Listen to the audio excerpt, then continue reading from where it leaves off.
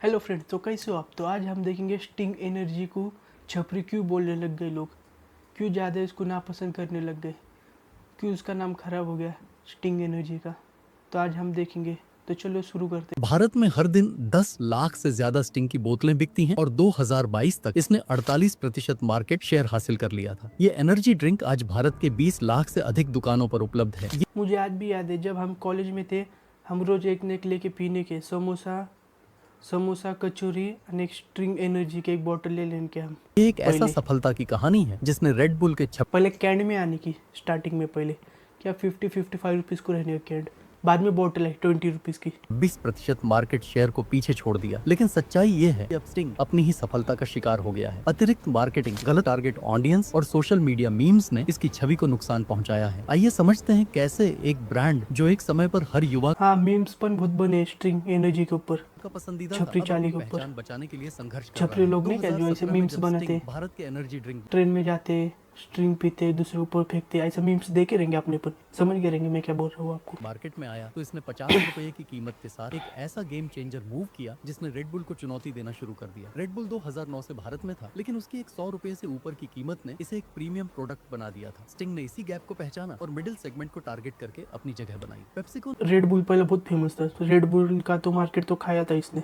100%। ने पहले सोबी नामक एनर्जी ड्रिंक के साथ मार्केट में एंट्री की थी, लेकिन वह फ्लॉप हो गया। स्टिंग ने इस असफलता से सीख लेकर एक अलग स्ट्रैटेजी अपनाई। 2020 में 20 रुपए वाले छोटे प्लास्टिक बोतल वाले वेरिएंट ने मार्केट को हिला दिया। यह कीमत और फॉर्मेट इतना हिट हुआ कि स्टिंग अब हर छोटी दुकान से लेकर बड़े रिटेल चेन तक पहुंच गया। महामारी के दौरान रेड बुल जैसे इंटरनेशनल ब्रांड्स को सप्लाई चेन के झटके लगे, क्योंकि उनके प्रोडक्ट्स इंपोर्ट होते थे। लेकिन स्टिंग का हर एक दुकान में मिलने का, सही बात है भाई, लोकल प्रोडक्शन इस मुश्किल समय में भी मार्केट में विलेज हो उपलब्ध सिटी रहा। हो, इसी वजह कहाँ भी से जाओ वहाँ मिलने का। 2020 में स्टिंग की सेल्स में 440% का उछाल आया। ये आंकड़ा बताता है कि कैसे एक ब्रांड ने मुश्किल हालात को अपने फायदे में बदल लिया। अक्षय कुमार के साथ एनर्जी बोले तो स्टिंग कैंपेन ने ब्रांड को और पॉपुलर बनाया। ये विज्ञापन स्टिंग को युवाओं के बीच एक एनर्जेटिक और कूल ड्रिंक के रूप में स्थापित करने में 440 कामयाब रहा। 2021 भाई तक बहुत स्टिंग बड़ा, भारत के 20 लाख से ज्यादा आउटलेट्स पर भाई पहुंच बहुत चुका बड़ा है, ग्रो जबकि है ये रेड बुल तो। की उपलब्धता इसके मुकाबले काफी कम 440% से आप हुआ बोले तो छोटी बात नहीं है भाई ये। थी। पेप्सिको का भारत में 1989 से मौजूदगी का फायदा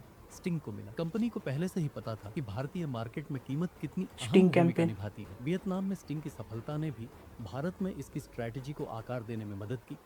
स्टिंग ने सिर्फ एक एनर्जी ड्रिंक नहीं बेचा, बल्कि एक ऐसा प्रोडक्ट बनाया जो भाई भारतीयों 20 की लाख बोल जेब तो और बहुत ज्यादा हो जरूरत गया। दोनों के हिसाब से फिट था। लेकिन क्या आपने कभी सोचा कि 20 स्टिंग ने लाख रेड बुल को चुनौती देने के लिए क्या क्या किया? सबसे पहले तो इसने अपनी कीमत को रेड बुल के मुकाबले आधा रखा। दूसरा, इसने छोटे शहरों और गांवों तक अपनी पहुंच बनाई, जहां रेड बुल की उपस्थिति नगण्य थी। तीसरा, इसने प्लास्टिक बोतलों को चुना जो वीडियो को जरा गौर से देखो, एआई वीडियो दिख रहा है, ये एआई से बनाएला, पण अच्छा वीडियो बनाया है। कांच की बोतलों के मुकाबले सस्ती और ट्रांसपोर्ट करने में आसान थी। स्टिंग की यह सफलता स्टिंग सिर्फ एनर्जी, मार्केटिंग या प्राइसिंग की वजह से नहीं थी। इसने भारतीय उपभोक्ता के माइंडसेट को समझा और उसी के अनुसार अपनी रणनीति बनाई। जहां रेड बुल ने खुद को एक प्रीमियम राइट। ब्रांड के रूप में पेश किया, वहीं स्टिंग ने खुद को हर किसी की पहुंच में स्थापित किया। जो एक समय पर हर युवा का पसंदीदा था, अब अपनी एकदम चीप प्राइस में थी। पहचान बचाने के लिए संघर्ष कर रहा है। स्टिंग की कहानी में सबसे दिलचस्प मोड़ तब आया जब ये ब्रांड अपनी ही सफलता का शिकार हो गया। जब कोई प्रोडक्ट बहुत ज्यादा पॉपुलर हो जाता है तो कैसे वह अपनी एक्सक्लूसिविटी खो देता है। स्टिंग ने जाने अनजाने में एक ऐसी ऑडियंस को टारगेट करना शुरू कर दिया जिसने इसकी इमेज को छपरी बना दिया। सोशल मीडिया पर स्टिंग को लेकर जो मीम्स बनने लगे, उन्होंने इसकी छवि को रेड बुल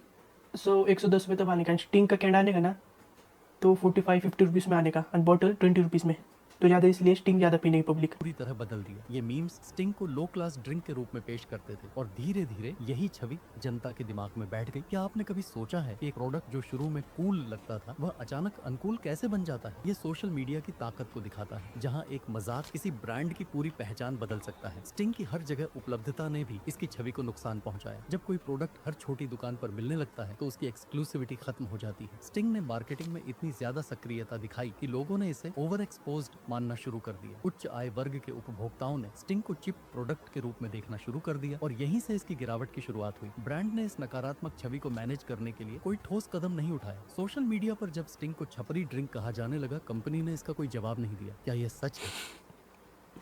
भाई ये छपरी वर्ड सुन के कैसा लग रहा है ना, एकदम कि स्टिंग की लोकप्रियता अब केवल एक विशेष सोशल क्लास तक सीमित होकर रह गई है। आंकड़े बताते हैं कि हाँ, क्योंकि प्रीमियम सेगमेंट के सही उपभोक्ताओं ने बात है भाई। धीरे धीरे इससे दूरी बना ली। स्टिंग की यह समस्या सिर्फ भारत में हम्म। नहीं है, दुनिया के कई ब्रांड्स अपनी अत्यधिक पॉपुलैरिटी की वजह से नीचे के सेगमेंट में चले जाते हैं। लेकिन अंतर यह है कि स्मार्ट ब्रांड्स इस स्थिति को मैनेज करने के लिए तुरंत एक्शन लेते हैं। स्टिंग ने सही ऐसा बात कुछ है। नहीं किया और यही इसकी सबसे बड़ी गलती साबित हुई। क्या आपने कभी गौर किया कि स्टिंग की टारगेट ऑडियंस कैसे बदल गई? शुरुआत में ये कॉलेज सही स्टूडेंट्स बात और है यंग प्रोफेशनल्स के बीच पॉपुलर था, लेकिन बाद में इसकी पहुंच एक विशेष भाई। स्टिंग बॉटल ना हर दुकान पे, हर टपरी पे मिलने का भाई, जहाँ जाओ वहाँ मिलने का। सोशल ग्रुप तक सीमित हो गई। यह ग्रुप वह था जिसे सोशल मीडिया पर छपरी कहा जाने लगा और स्टिंग उनका फेवरेट ड्रिंक बन गया। सवाल यह है कि क्या स्टिंग इस छवि से उभर पाएगा? अभी तक के संकेतों से लगता है कि नहीं, क्योंकि ब्रांड ने कोई नई स्ट्रैटेजी नहीं अपनाई है। रेड बुल जैसे ब्रांड्स ने अपनी प्रीमियम इमेज को बचाए रखा, लेकिन स्टिंग पहले कॉलेज में, स्कूल में ज़्यादा फेमस होता।